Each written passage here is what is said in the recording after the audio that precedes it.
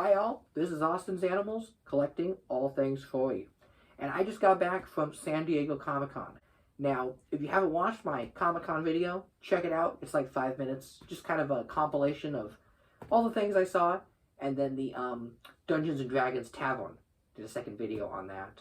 But this is the Comic-Con haul. And usually I come home from Comic-Con with bags and bags of stuff. I've been going to San Diego Comic-Con nearly my whole life now, at least as far back as I can remember. I was practically raised on Comic-Con, and my family would do 5 days back and forth. We never could get a hotel room, so God bless them. We just drive back and forth from Orange County, California to San Diego. And for those of you that live in other states, that's a long drive. Like, traveling across California is like traveling to different states. The state is just so huge, and there's so much traffic, it takes forever to get anywhere. But it was worth it, because by the end of the convention, I'd come home with like 8 bags full of stuff. Mostly free stuff. There used to be tons of freebies, but as times changed, so has Comic-Con. That was probably the biggest thing I noticed this year is the death of the swag bag. There's nothing free anymore. There's no free stuff. Everything costs money and is really expensive.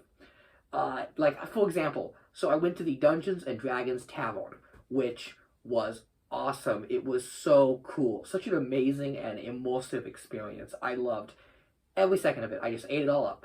You've got the lizard people and the board people and the dragon attacked, and oh, there was magic. You got magic. You've got animal people and lots of like wood furniture and barrels, and that is so my aesthetic and look. So really cool.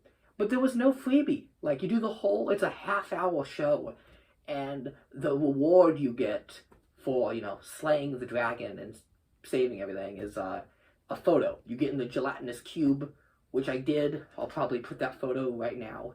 There I am frozen in the cube. Super fun, but no freebie. And like 10 years ago, they would have given you an awesome freebie for that. Not that I'm asking for free stuff, but I've noticed a change in Comic-Con. And I think that has to do with social media. There's so many selfie spots now. Everything's a selfie, a photo, a hashtag. I probably sound like an old man, but I'm a 2000s kid, and I remember getting the free mini-mates and figures and things like that. So anyways, my Comic-Con haul is 2 items. That is it. 2 singular items. They aren't even toys or collectibles. I supported local artists, which is the best thing you can do at conventions. Check out the Artist Alley and support some really cool people. So the first one I got is this awesome badge, and it says, "Sorry, you are now a furry." It's got kind of a good hodgepodge of the furry characters. Let's see if I can name them all. We've got BoJack Horseman, Nick Wilde, Legosi from Beastars, Twilight Sparkle from My Little Pony, the Wolf from The Bad Guys, Isabel from Animal Crossing, and this girl at the top is, I don't know her name, but I know she's from a show called Brand New Animal. I know that much. But yeah, that is really cool, and this was awesome. I'm trying to think what booth. I got this one. It was the booth next to Sofa Wolf Press, and if you know, Sofa Wolf Press releases a lot of really cool, neat furry books and novels, and they had tons on display, tons of great stuff. So what I got was this book called Shadow of the Father by Kyle Gold. Who was there? He was a really friendly, super cool dude. He kind of filmed a nice little spot for my Comic-Con video, so he's in that if you want to check it out.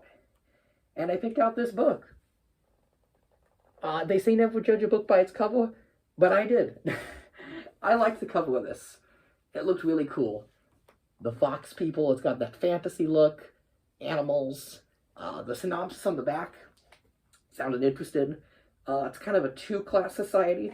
We've got the foxes and the rats, and they kind of have a bit of a race war between the two, but when they get paired up for an adventure, they have to find peace for the sake of the kingdom. So I did get to walk the sales floor for a little bit, and it was a little underwhelming compared to previous years. They used to be filled with awesome old used toys and cheap stuff. Lots of cheap, good deals. I love me a bargain. But it was a lot of high-end this time. And Funko Pops, which, I don't know. I mean, they're fine. I'm not, I'm not anti-Funko Pop. I have a couple. I have the Nick and Judy one. But I'd much prefer a figural representation of a character over a Funko Pop. So, I took a spin through a couple aisles. I looked at some booths and saw some things. And I'm like, no, I want to support an independent artist and buy a nice book. Because there's nothing better than sitting down with a good book and having a good read. Especially if it's a furry book with awesome furry characters. So, I'm going to read this and I'm going to review it on the channel. So, look for that soon. So, I brought home a little something to read for the convention. And I got this awesome lanyard. Did I say it was awesome? Because it is amazing. I love it. I was looking for a furry tail to complete my fursuit, which is like 98% done. I just need the tail. And I couldn't find one anywhere at the con. There wasn't a single fursuit dealer or even like a cat tail. I figured like an anime tail might substitute. But nothing of any kind. So I just went home and I bought one online for like, $20 shipped. It was a great deal. So I think that's the thing that's changed with Comic-Con is a lot of this stuff is online now. So it's not as special, Because I remember going to these conventions and this was the only way to get this stuff. So you had to buy it here. I would save up my money throughout the whole year. Birthdays, Christmases, I would just ask for money and save it for Comic-Con. Because Comic-Con was really special to me. But, times change. I get that. And Comic-Con's not what it used to be. But I still had an awesome time. Oh, and the Dungeons & Dragons Tavern video. You might notice there was a lot of security guards. And that was the most security guards I have ever seen at Comic-Con or a Comic-Con related event. These guys were armed to the teeth and they were everywhere. Not that I have any problem with security. A big event like that, you want to feel nice and safe and secure. But these guys were on mug duty. I kid you not. So the D&D bar, they gave you these drinks that were kind of in these big mug steins. They will light up and they said Dungeons and Dragons on them. And everyone was trying to steal them. Everyone wanted to take them. Now, they're cool mugs, I will admit.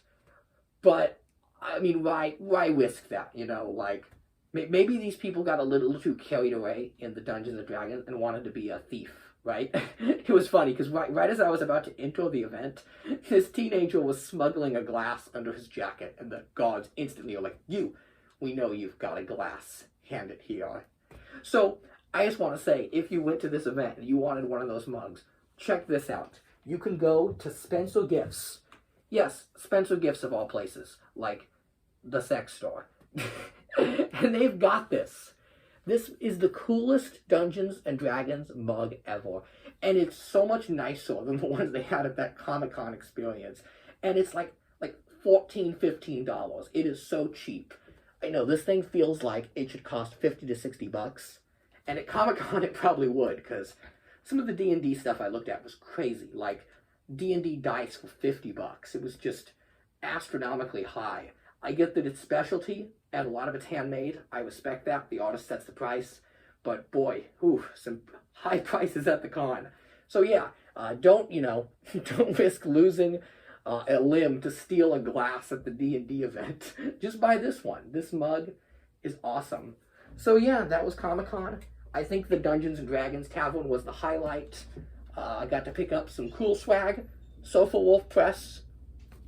Always a great booth with tons of great books and creative artists. They even got to bring out the Nick Wilde fursuit, which I thought was awesome. So, all in all, another Comic-Con conquered. 2 years of no Comic-Con, it came back like nothing had happened. For the most part, you had to wear a mask inside the exhibit hall, which is frustrating because it's so hot and stuffy in there, and trying to wear it up and down the aisles, you're going to pass out full of heat. But with the exception of that, it felt totally normal, like Comic-Con was back. They did not, they didn't do a cheap job. They didn't phone it in this year. No, it was full-on Comic-Con, like nothing had ever happened. A great comeback, 2022 Comic-Con. All the big companies were there, awesome stuff to see. Oh, and there were some good toy reveals. Of note to this channel, some furry figures, I'm thinking. Okay, so Hasbro announced they're doing 6-inch Ewoks for the 40th anniversary next year. And, ooh, my wallet is going to be in trouble. I gotta have those. 6-inch Ewoks. The 6-inch Star Wars line has been going on for about 10 years now. And the fact that they've never made any Ewoks, I think besides Tebow, and there was like a convention exclusive one, that's going to be amazing. They're going to be fully articulated and look amazing. And I have to have them all. And I bet there's going to be a lot of Ewok stuff next year. Gentle Giant, right? No, Diamond Select. Are they Gentle Giant now? They're the same company, right? Diamond bought Gentle Giant. I don't know. But they had an Ewok statue of Chief Choppa that also looked fantastic and amazing. So, like, those were my Comic-Con 40 highlights. Going to Sofa Wolf Press, and then seeing some of the new cool Ewok stuff. So yeah, another great Comic-Con. One for the books. Dungeons and Dragons Tavern, thumbs up. And if you haven't seen my videos on the con and the Dungeons and Dragons Tavern, check it out. Bye. Ooh. I'm exhausted. These conventions are a lot of work.